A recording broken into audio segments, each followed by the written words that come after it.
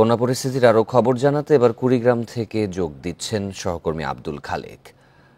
কুড়িগ্রামে তো জিঞ্জিরাম নদীর পানি বেড়ে রৌমারী ও রাজীবপুরের ৩০টি গ্রাম প্লাবিত হয়েছে। তাছাড়াও যারা মৎস্য চাষিরা রয়েছেন তারা ক্ষতিগ্রস্ত হয়েছেন। তো সার্বিক পরিস্থিতি এই মুহূর্তে কেমন দেখা যাচ্ছে? পরিস্থিতির কিছুটা উন্নতি আমরা লক্ষ্য করছি। বিশেষ করে জিঞ্জিরাম নদীতে যে পাহাড়ি ঢলের পানি এসেছিল সেটি কমতে শুরু করেছে, তবে এখনো কিন্তু প্রায় ৩০টি গ্রাম সেখানে প্লাবিত রয়েছে এবং ৭টি শিক্ষা প্রতিষ্ঠান ইতিমধ্যেই বন্ধ হয়েছে।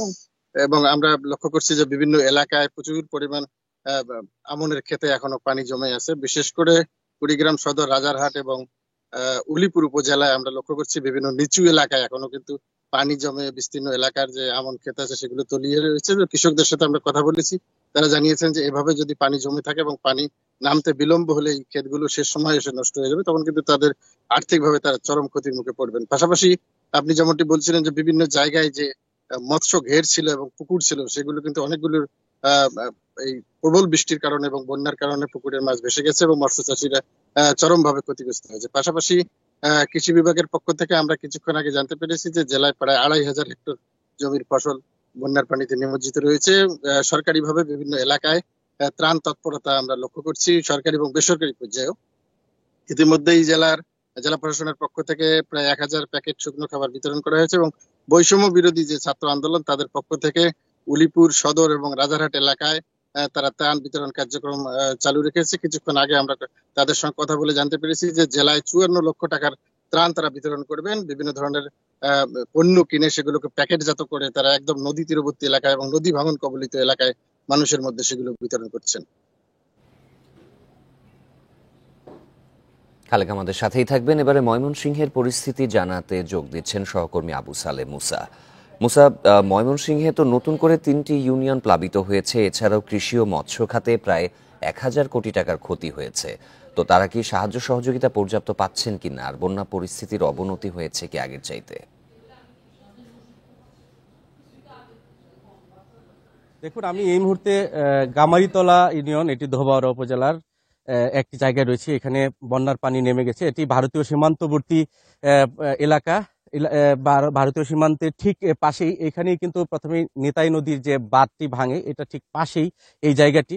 এবং এইখানে কিন্তু ভাঙন নদী মানে বন্যার পানি নেমে যাওয়ার পরে যে ক্ষত, সেই ক্ষত চিহ্নগুলি কিন্তু এখানে রয়ে গেছে। রাস্তা ভেঙে গেছে, দোকানপাট পাশে। আমি আপনাকে একটু দেখাতে চাই যে বন্যার পানি নেমে যাওয়ার পর কি ধরনের ক্ষয়ক্ষতি সেটি কিন্তু আস্তে আস্তে বেড়ে আসছে। এবং আজকে প্রশাসনের সূত্র যেটি জানা গেছে, তারা অনুমান করছে যে ১,০০০ কোটি টাকার মতো ক্ষতি হয়েছে এবং সবচেয়ে বেশি ক্ষতি হয়েছে কৃষি খাতে। আজকে কিন্তু আপনি জানেন যে ফুলপুর উপজেলার ৩টি ইউনিয়ন নতুন করে প্লাবিত হয়েছে।